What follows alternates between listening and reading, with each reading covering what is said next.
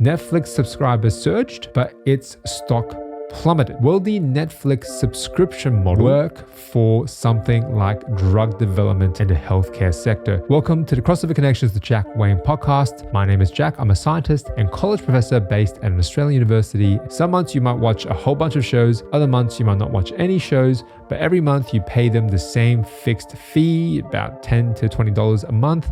And that way they will have the money to keep making shows on the back end so that when you have time to come back to binge watch, you will have new things in your feed. It's a similar principle. It is not a la carte. You're not paying for each show, but at least it's stable. So the Netflix streamer knows it's got that amount of income coming in. So it knows how much to reinvest in new content. In the healthcare sector, that steady influx of products are drugs. Does that sound too good to be true? Well, the Netflix model is named after Netflix, so maybe let's take a second to look at how Netflix is going before we can come back and see if its model will work in a different sector. Is the Netflix model even working for Netflix? Whenever we try and predict the future, the most instructive way of doing that is to look to the past. They started to cancel a whole bunch of shows. There's a lot of shows that are maybe your personal favorites or maybe one of your friends' favorites. They may be disappearing. It is not indefinitely going to be present on the platform. And at the same time, we're looking at shows that are very expensive to produce, maybe to offset the cost of these very expensive shows to produce that they know will get the viewers. They need to cut or cancel or end prematurely. All of these other shows that might be doing well. By far the most expensive are The Crown. $13 million per episode, probably just goes to the costume design. That show was amazingly shot and costumed. Number one on this list is Stranger Things. Their biggest sci-fi hit, $30 million per episode. This is the high end of their budget items. And to be able to pay for that high end, they axe a lot of the low end, which we can't use to predict what might happen in Big Pharma should they adopt this pricing structure. They get a fixed amount of money every single month or every single quarter, and perhaps to fund and finance their really expensive R&D endeavors, they might cut back on the other smaller, less consequential diseases that don't have as big of a patient base, and the people with diseases that aren't as common might suffer even more because the R&D efforts in those may not pay off as much as R&D in diseases like something like cancer or diseases like Alzheimer's with a much broader patient base and much broader commercial appeal for these companies. There is a very real example of the Netflix model in the UK with respect to healthcare that has shown there are some tensions rising. And I'm talking about the National Health Service in the UK with its medicine pricing scheme known as VPAS.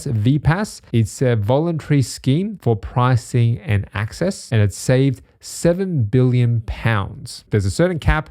Everything up to this cap we pay full price for. If you go beyond this cap and we need more drugs than this, the drug company still makes money, but we start getting a discount as the government, and you have to start giving some of that money back. And this voluntary scheme for branded medicines pricing and access has a few benefits for the drug company as well, given that they get a fixed income, like Netflix. They get a fixed income every year, reapportion that towards R&D in the way they see fit much more reliably. The companies who enter into this voluntary pricing scheme, they will be in direct talks with health ministers involved in driving health policy. So there is that intangible indirect benefit of being involved in a governance side that will give these drug companies an incredible advantage when it comes to dictating the best way of investing their dollars. That's the spin from the UK government side. The next article comes from the ABPI, the Association of the British Pharmaceutical Industry. It is a company that represents a conglomerate of big pharma across UK. Disagreement between the government in the UK and these big pharma companies in the UK. Obviously, global pandemic, surge of all of these other diseases, infectious diseases, all of these surgeries that couldn't happen during COVID.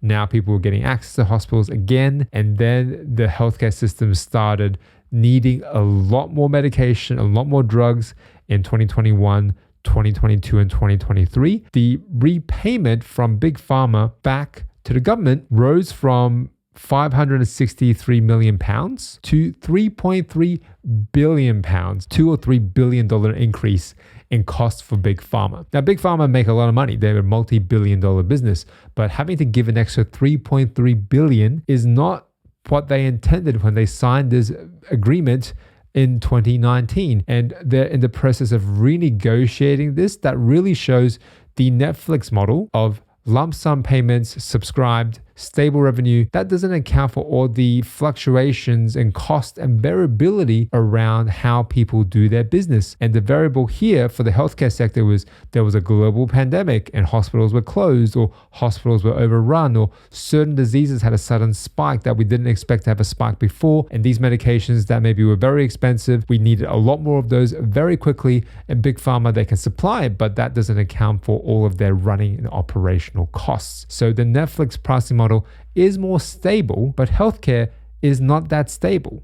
No business is that stable and will go into periods of instability and chaos, and that is where this subscription model might fall down. The payback rate from the government is a 26.5% payback rate.